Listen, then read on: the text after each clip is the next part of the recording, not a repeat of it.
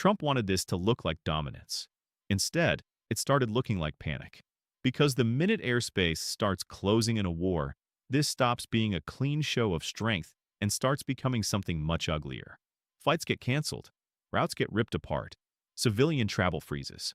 Regional governments start acting like the sky itself is no longer stable. And in the current Iran war, that is exactly what happened. Multiple countries across the Middle East shut or restricted airspace after the conflict expanded, airlines suspended flights, and the disruption spread far beyond the immediate battlefield. That is not symbolism. That is a signal. And it is the kind of signal that turns tough talk into a real test fast. Al Jazeera won. And that is why this story matters.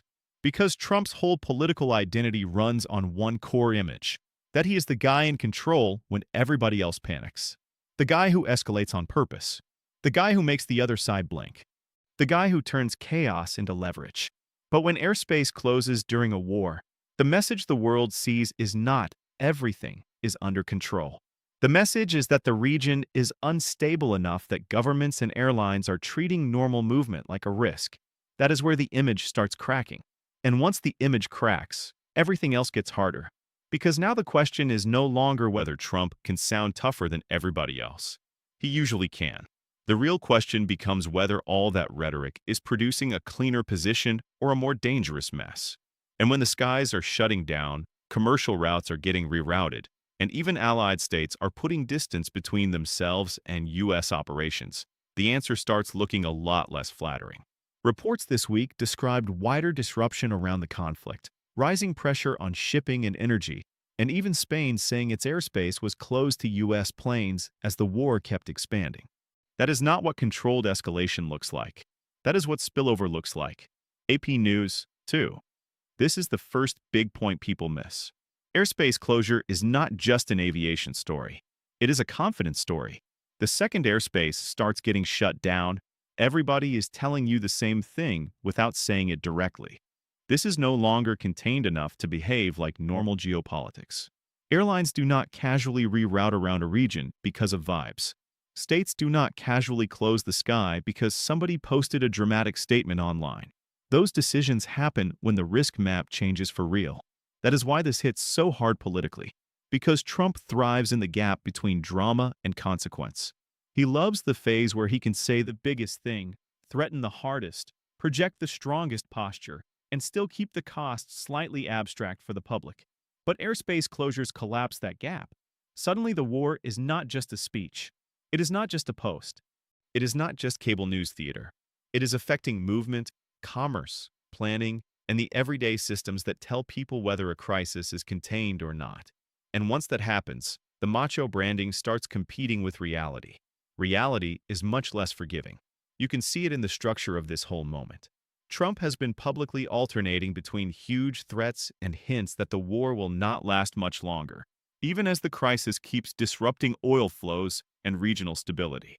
The AP reported that he said the war against Iran would not last much longer, while also framing the Strait of Hormuz as something that would automatically reopen after a U.S. exit.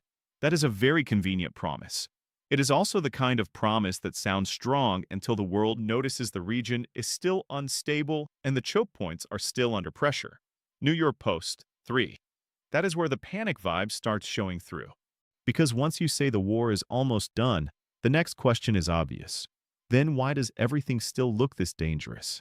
Why are air routes still getting shredded? Why are countries still reacting like spillover is a live risk? Why does the region still look like a place where one more shock could force another wave of closures, cancellations, and escalation? That contradiction matters. A lot. And this is the second big point. Panic in politics does not always look like screaming. Sometimes it looks like overpromising while the facts on the ground are still broadcasting instability. Sometimes it looks like trying to sound calmer than the situation really is. Sometimes it looks like projecting a quick win while every surrounding system is signaling that this thing is bigger than the soundbite. That is why this story is so damaging for Trump's brand. Because his brand is built on the idea that forceful language equals control. But war does not care about branding. When airspace closes, that is infrastructure reacting to danger. When airlines pull back, that is the market reacting to danger. When allies hesitate, That is politics reacting to danger. None of those systems care how confident your tone sounds on television. They react to risk. And risk is exactly what this war keeps producing. This is where the strongest read on Trump becomes very simple. He loves maximum pressure language because it creates a short burst of dominance. But maximum pressure language also creates maximum pressure expectations. And once you create those expectations, every sign of instability becomes a judgment on you. Every closure, every reroute, every mixed signal, every contradiction between "we've got" not when the skies are literally telling on the situation. And here is the most revealing part. The public story keeps shifting. One minute the tone is overwhelming strength. The next minute there is talk of off-ramps, ceasefire ideas, or pressure on other countries to carry more of the burden. AP also reported the administration floated a 15-point ceasefire plan to Iran through intermediaries, even while Tehran rejected surrender-style framing and denied the direct diplomacy picture Trump world wanted to project. That is not a clean line. That is a leadership style trying to hold opposite postures at once. AP News, too. And that always looks fine on day one. Day one is for theater. Day two is for consequences. By day two, people start asking a harder question.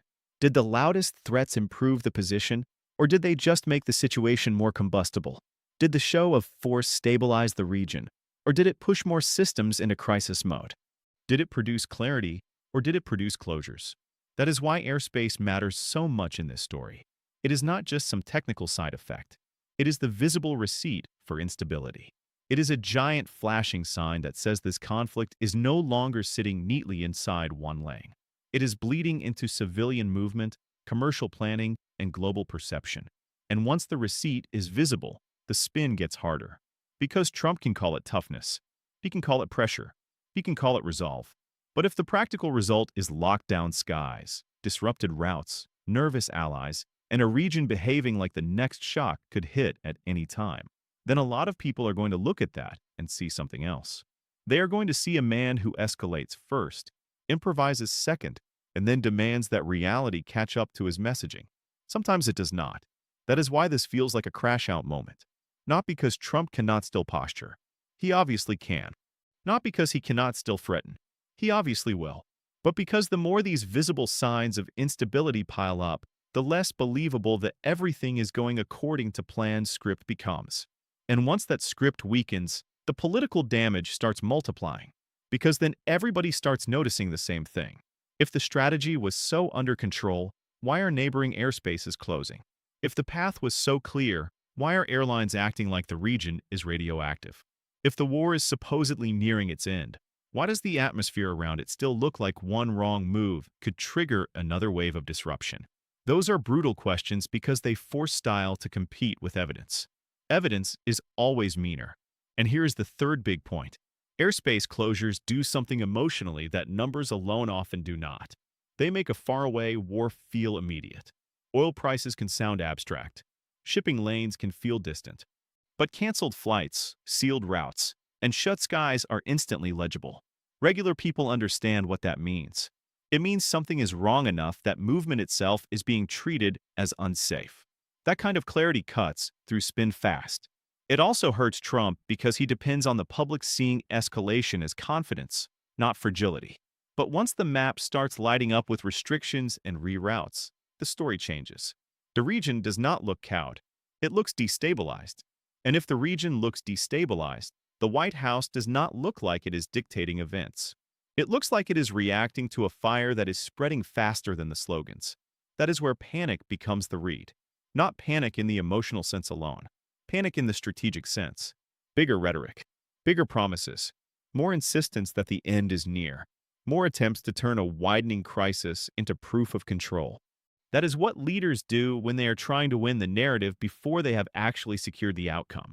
And that is risky, because if the outcome stays messy, all that early certainty becomes evidence against you. Every dramatic line gets replayed. Every promise gets measured. Every "trust me" gets compared to what the world could physically see in front of it. Closed airspace, rerouted flights, regional alarm, ongoing instability. That is not a flattering scoreboard. So where does this go from here? There are really only three paths. The first path is Trump doubles down even harder because admitting overreach would look weak. That is the most dangerous path, because once image is driving the tempo, restraint becomes politically expensive. The second path is he grabs for an off-ramp and tries to sell it as victory. That is the most familiar move in Trump politics. Declare strength, create shock, then pivot and insist the pivot was the plan all along. But with the skies closing and the region already rattled, that pivot would be a lot harder to package cleanly. The third path is the war keeps dragging through a mix of pressure, disruption, and contradictory messaging. No clean win, no clean exit. Just a rolling crisis where each new sign of instability gets treated like proof that the next threat has to be even bigger. Honestly, that third path feels the most on-brand, because it lets Trump keep doing what he does best, perform absolute control while operating inside visible disorder. But even that path comes with a cost. Every day, a visible spillover chips away at the magic. Every closure makes the "don't worry, I've got this" act a little less convincing. Every disruption tells the audience that reality is pushing back.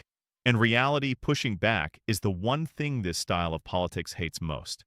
Because this style depends on one illusion above all, that domination is the same thing as management. It is not. Anybody can make a crisis louder. Anybody can raise the stakes.